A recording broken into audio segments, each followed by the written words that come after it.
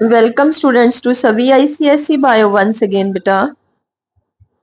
हम कर रहे हैं आईसीएसई की क्लास 10th की क्रिस्टल बायोलॉजी का चैप्टर नंबर 9 सर्कुलेटरी सिस्टम। और ये इस चैप्टर की सेकेंड वीडियो है बेटा। आज हम करेंगे उसका part 2।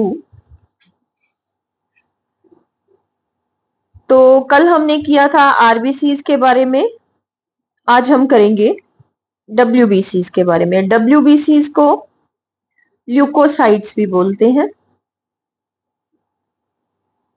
Leukocytes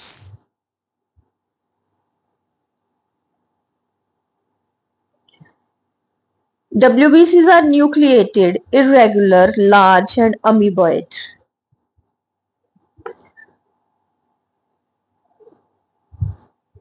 Depending upon the presence of the granules, visible granules in the cytoplasm, इनको हमने 2 ग्रुप्स में डिवाइड किया है। A granulocytes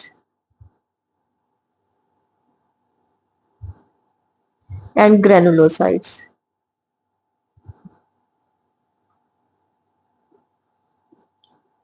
A granulocytes को फिर इसकी 2 टाइप्स है, मोनोसाइट्स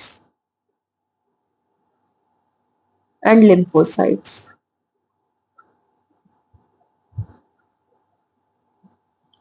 और जो ग्रेनुलोसाइट्स हैं इनकी 3 टाइप्स हैं, basophils, eosinophils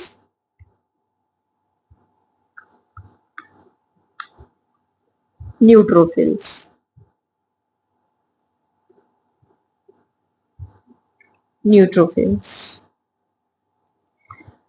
And the amoeboid nature of the leukocytes help them squeeze through the walls of the blood vessels,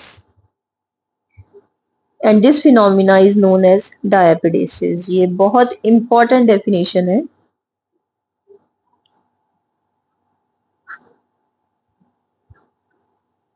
Diapedesis, it is squeezing of WBCs through the walls of the blood vessels into the and capillaries। WBCs through the walls of blood vessels,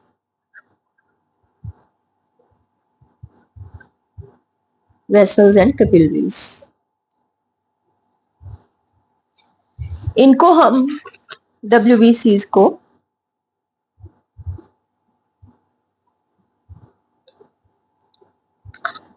phagocytes, scavengers और soldiers of the body भी बोलते हैं। They are known as phagocytes,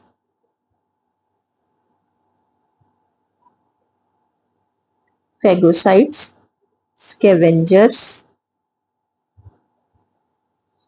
soldiers of body भी बोलते हैं।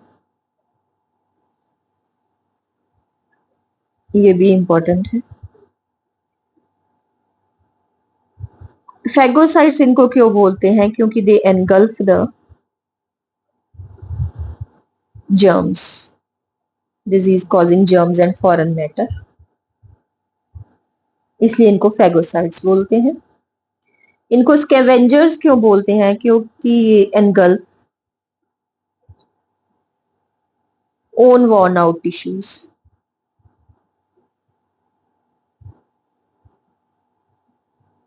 Body के जो worn out tissues हैं उनको खा जाते हैं, इसलिए इनको स्कैवेंजर्स बोलते हैं। They are known as the soldiers of the body, क्योंकि ये एंटीबॉडीज बनाते हैं which fight the disease causing microorganism।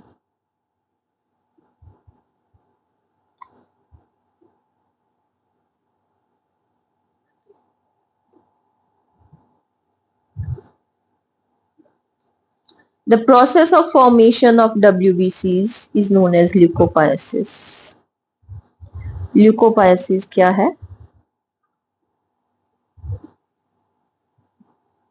the process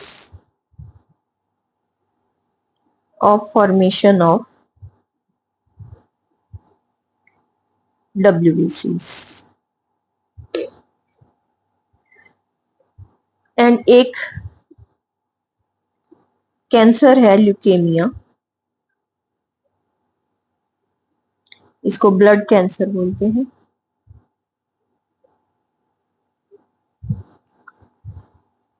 When the number of WBCs increase in the body abnormal increase in number of WBCs.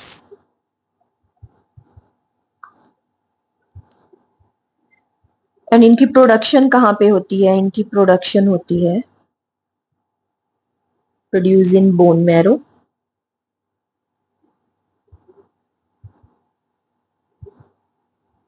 Spleen, thymus,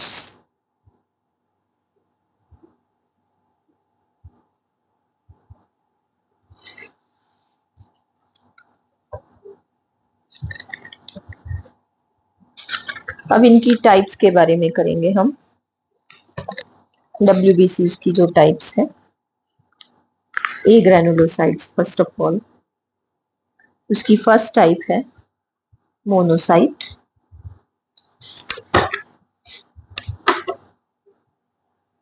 they are the largest leukocyte, largest है of the leukocytes monocytes. तो ये क्या करते हैं? ये phagocytes इनको बोलते हैं क्योंकि they engulf the foreign particles.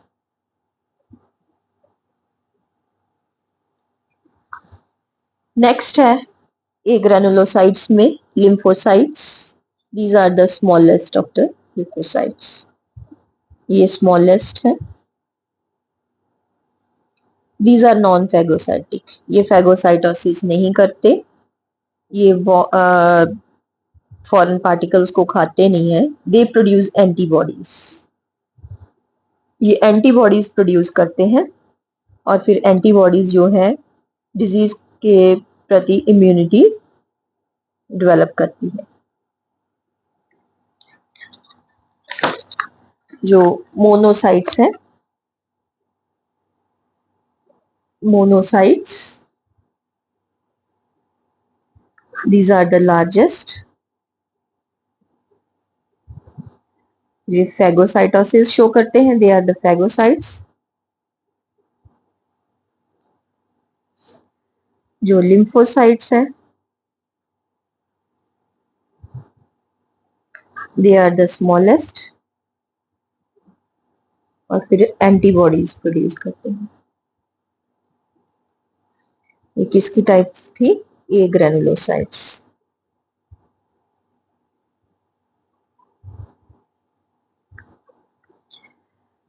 Next आ गई ग्रेनुलर ल्यूकोसाइट्स। ग्रेनुलर, ये हमने 3 करी थी। इयोसिनोफिल,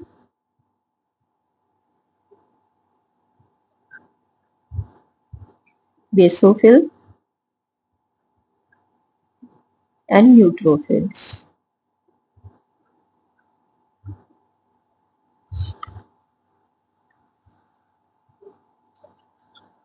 इयोसिनोफिल्स, इनको एसिडोफिल्स भी बोलते हैं। दे हैव बाइलोब न्यूक्लियस, इनका न्यूक्लियस क्या है? Bilobe, bilobe nucleus. ये है बाइलोब न्यूक्लियस इनका, ऐसे बाइलोब, 2 लोब्स है न्यूक्लियस की।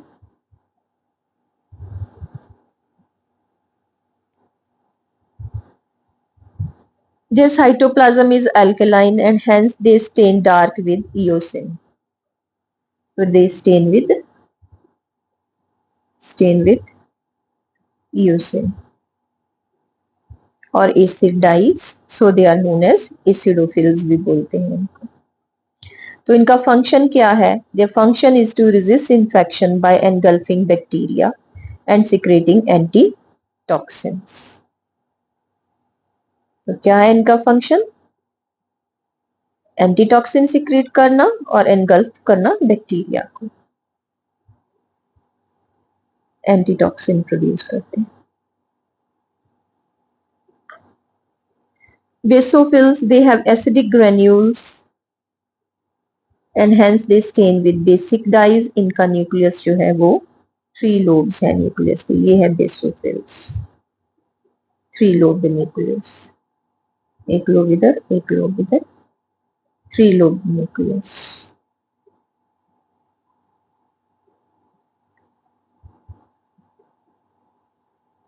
Basophils, these are the basophil, इनका 3 lobe nucleus.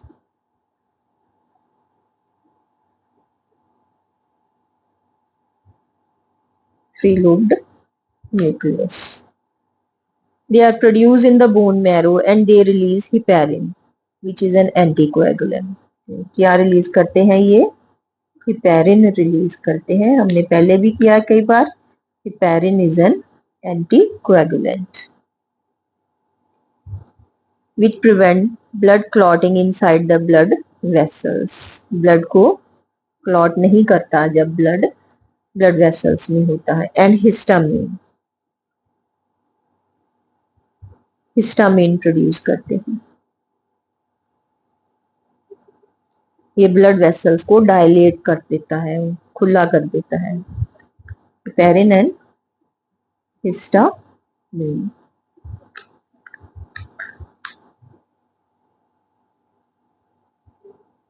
These are the basophils. They stain with basic dyes. Basic dyes. Neutrophils जो है 3 to 4 lobed न्यूक्लियस है इनका, multi lobed you can say, इनका nucleus multi lobed nucleus. They are stained with the neutral dyes. Neutral dyes.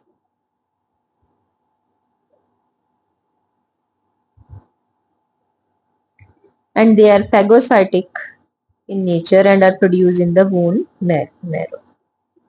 Phagocytic है ये।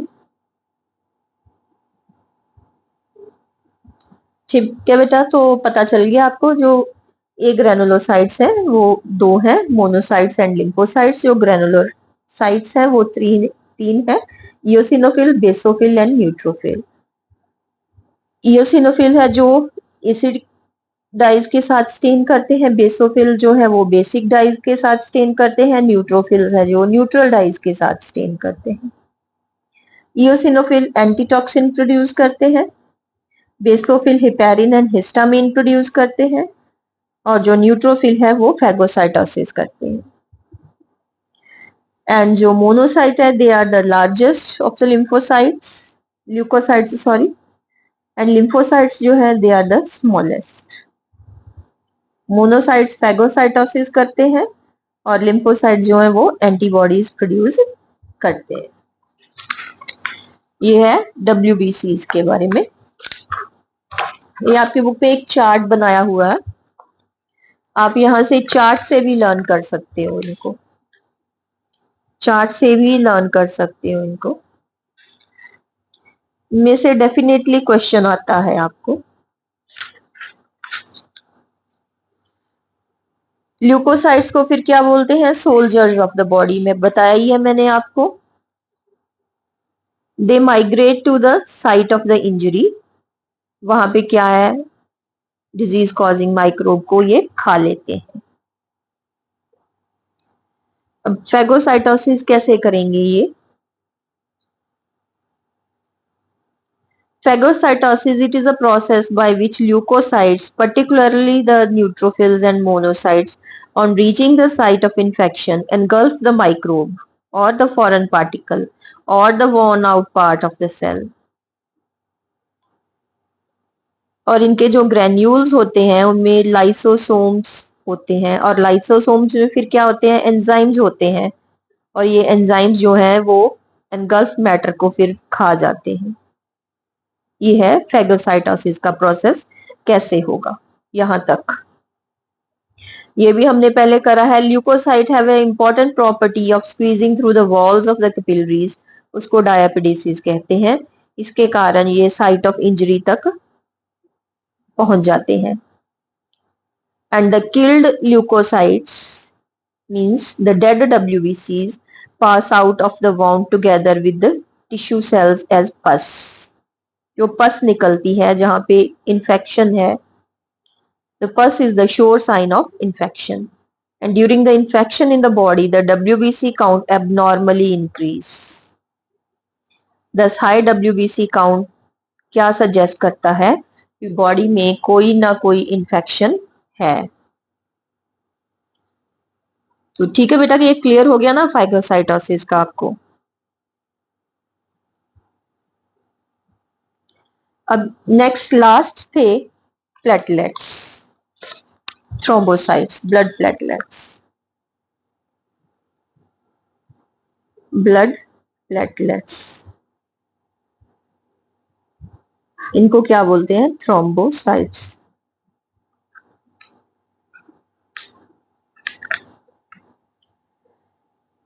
दे do not have distinct nucleus. तो हमारे पास दो सेल्स है, एक आरबीसीज है, एक ब्लड प्लेटलेट्स हैं, इनके पास, उनके पास न्यूक्लियस नहीं था, इनके पास they do not have distinct nucleus. They are not the true cell but they are fragments of megakaryocytes. हाँ जी, किससे बनते हैं ये? Form from मेगाकैरियोसाइट्स।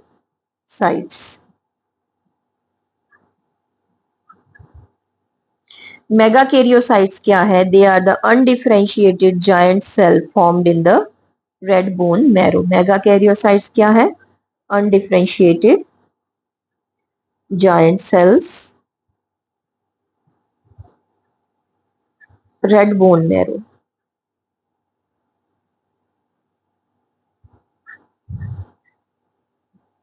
They survive only for 3 to 9 days. The old platelets are destroyed in the spleen. Destroy कहाँ पे होते हैं ये? स्प्लीन में। तो इनका फंक्शन क्या है? They initiate blood clotting.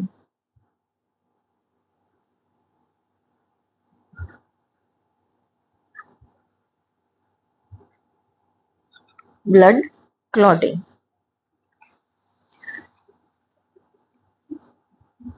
अब ब्लड क्लॉटिंग कैसे होती है, क्या होती है, वो करेंगे हम। Clotting of blood.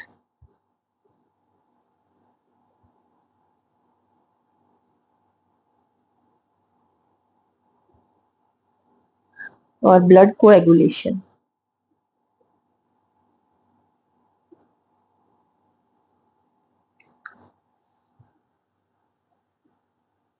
When a blood vessel is injured, blood comes out quickly और फिर changes into jelly like substance, जिसको हम क्लॉट बोलते हैं। और क्लॉट क्या करता है? उस इंजर्ड पार्ट को सील कर देता है और ब्लड निकलना बंद हो जाता है। And the process of separation of clot from the plasma is called clotting और कोएगुलेशन। और फिर क्लॉट क्या है? Clot can be defined as a mesh of fine fibrils of protein fibrin, जिसमें आरबीसीज, ब्लड कॉर्पसल्स ट्रैप होते हैं और उसको थ्रोम्बस भी बोलते हैं। जो मेश सी, जाली सी बनती है फाइब्रिन प्रोटीन की, जिसमें ब्लड कॉर्पसल्स ट्रैप हो जाते हैं, उसको क्लॉट बोलते हैं, उसको थ्रोम्बस भी बोलते हैं। If clot is not formed, हाँ जी, अगर इंजरी के समय क्लॉट ना बने तो फिर क्या होगा? तो देयर माइन्यूट इंजरी के कारण भी हैवी ब्लड लॉस हो सकता है, जिसको हम बोलते हैं हेमोरेज। और फिर पर्सन का सारा ब्लड निकल सकता है बॉडी से, जिसमें prove fatal. Mechanism of clotting. The process of clotting involves the conversion of soluble protein fibrinogen into insoluble fibrous protein called fibrin. Fibrinogen का फाइब्रिन में चेंज होना, ये है clotting. And the process involves the action of several substances. इनको step by step किया हुआ है, ये देखते हैं। At the wound site, the injured cell and blood platelets release an enzymatically active substance, thromboplastin or thrombokinase, also called factor X or Stewart factor. Blood platelets release करेंगे, ये start करते हैं क्लॉटिंग। हमने किया ना अभी, they initiate the process of blood clotting. तो blood platelets क्या करेंगे, रिलीज करेंगे substance thromboplastin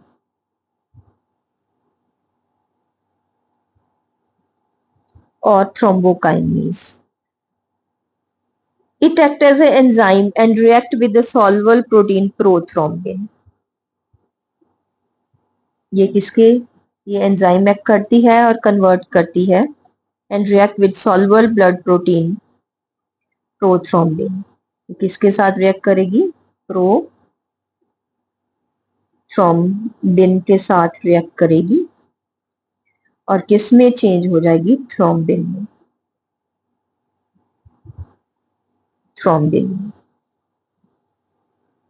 In the presence of calcium ions,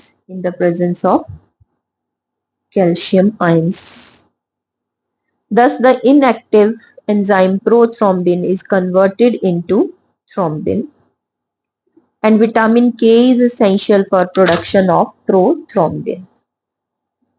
हाँ जी, विटामिन के की essentiality है प्रोथ्रोम्बिन बनाने में।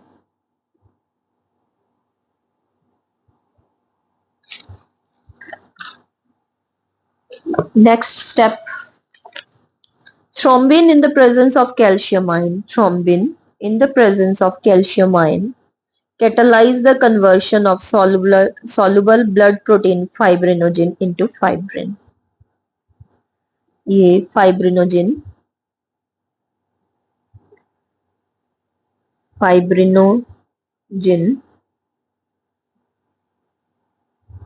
क्यों कैटलाइज करेगी, किसमें चेंज करेगी, फाइब्रिन।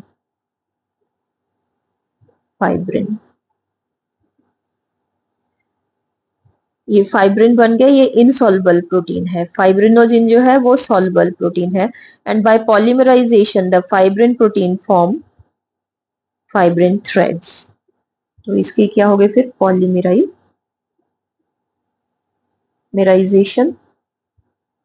तो इसने क्या बना दिए, फाइब्रिन के threads. And fibrin threads separate out of the plasma and fine mesh. तो ये जो है ये एक मैश फॉर्म कर लेते हैं जहाँ पे ब्लड सेल्स जो है वो फंस जाते हैं और उसमें से जब द मैश देन स्क्वीज